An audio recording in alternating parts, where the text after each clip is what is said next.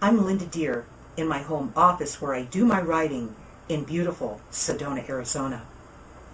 I'm the author of Guided.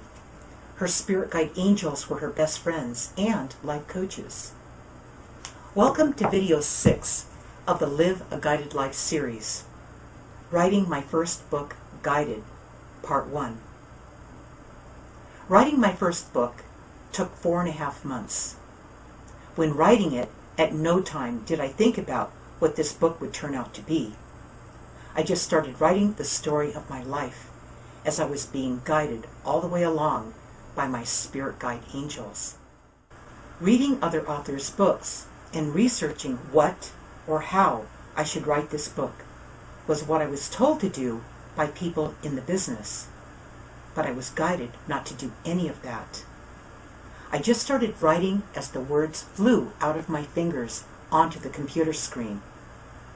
It was easy, just like my spirit guides told me it would be back in 1994. I was told to write a book.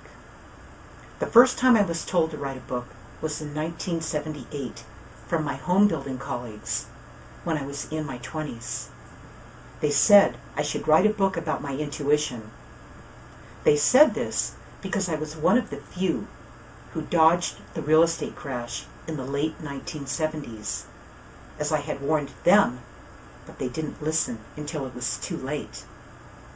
The next time was in 1994, when my spirit guide angel materialized right in front of me, and I took their photograph.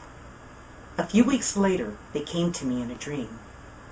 They told me I would write a book about relationships, my relationship with them, and that it would be a bestseller. They also told me it would be easy to write, and I would write many more books after the first one. Then, while still in that dream, I asked them why they materialized and allowed me to take their photograph. They responded, "We appeared so the world could believe." This time, they really got my attention. Although I didn't feel ready to write the book they were guiding me to write. Then, in 2002, the CEO of an advertising company in Pasadena, who booked my events in Phoenix, told me to write a book about spirit guides. This was beginning to feel like a mission I would need to carry out.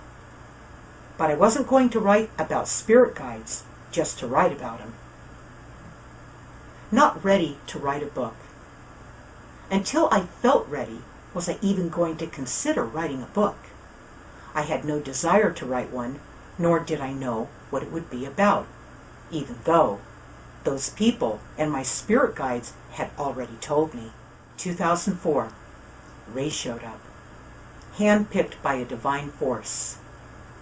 What brought Ray into my life was truly mystical.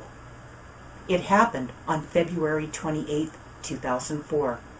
Right here in Sedona, Arizona. Since that day, together, we have been carefully guided by our own spirit guide angels to make massive shifts in our own lives as we became one powerful force. Our previous careers dissipated into thin air as this work we were guided to do together gained momentum. Together we built 3 connected businesses that guide others through these challenging times. Ray had to show up in my life before any of this, the book included, could be realized. In 2006, the dark family secrets are revealed. This was the year that the family secrets came flying out of the closets, just 6 months before my mother died. This all happened 2 years after Ray was divinely injected into my life, now my husband and partner. As Ray witnessed all of this unfolding, he said, "This is stranger than a shock reality TV show." In August 2012, I started writing the book. Like always, I was guided to start writing it. My guides didn't make a big deal out of it. They just guided me to sit down and start writing my life story. I never imagined that the book they told me I would write about my relationship with them would be revealed in telling my life story. But like always, I didn't question their guidance. They were with me every step of the way as my razor-sharp memory unraveled my life. They were relentless as they critiqued every word I wrote and made sure I remembered every detail, insisting that I was completely transparent.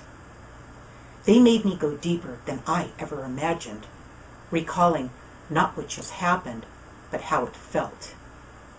How I worked with them throughout my life to decipher what it all meant and how I utilized their guidance at each moment. This was very intense as they were sending me messages at every turn.